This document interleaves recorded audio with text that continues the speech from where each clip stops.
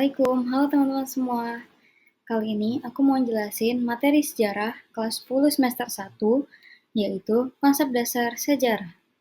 Sebelum itu, aku izin memperkenalkan diri aku terlebih dahulu.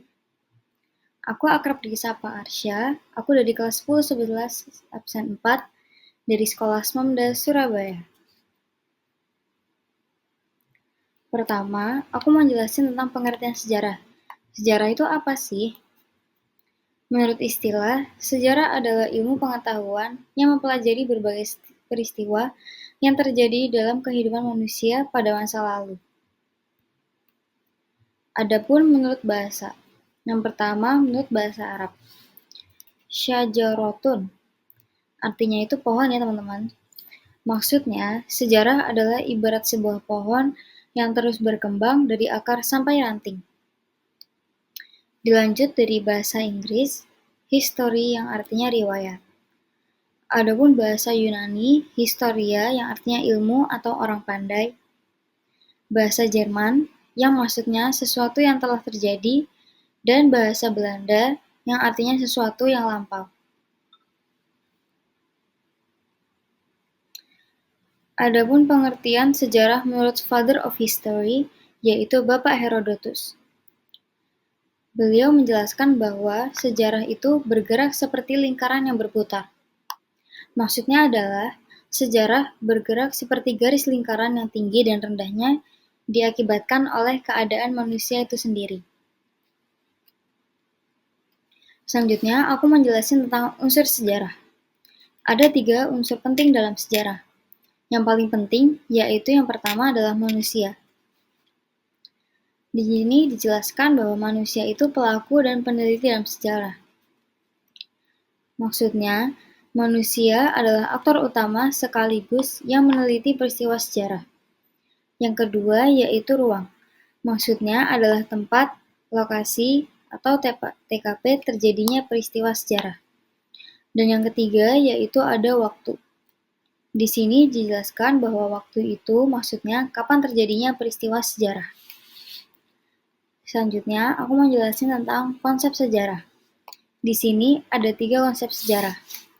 Yang pertama yaitu diakronik.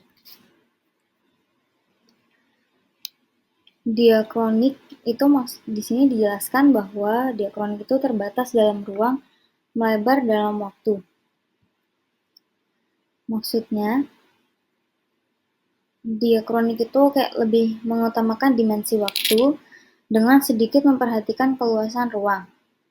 Contohnya, Proklamasi Kemerdekaan Bangsa Indonesia pada tanggal 17 Agustus 1945 dengan menelusuri perjuangan kemerdekaan bangsa Indonesia sejak masa penjajahan Belanda pada abad ke-17. Yang kedua yaitu konsep sejarah sinkronik. Di sini dijelaskan bahwa sinkronik itu meluas dalam ruang, terbatas dalam waktu. Lebih jelasnya, sinkronik adalah ilmu yang meneliti gejala-gejala yang meluas dalam ruang, tetapi dalam waktu yang terbatas. Misalnya,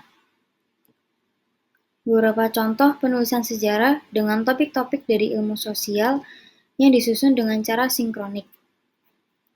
Salah satunya yaitu buku Sartono Kartodirjo dengan judul Pemberontakan Petani Banten 1888. Yang terakhir yaitu ada kronologi. Kronologi diambil dari bahasa Yunani yaitu kronos yang berarti waktu dan logos yang berarti ilmu. Maka kronologi dapat diartikan sebagai ilmu yang mempelajari waktu atau sebuah kejadian pada waktu tertentu. Kronologi adalah catatan kejadian-kejadian yang diurutkan sesuai dengan waktu terjadinya. Karena nggak mungkin dong setiap sejarah itu nggak ada urutan-urutan kejadiannya sesuai dengan tanggalnya. Karena sejarah itu nggak mungkin lompat-lompat kejadiannya. Pasti ada urutannya sesuai dengan alasannya.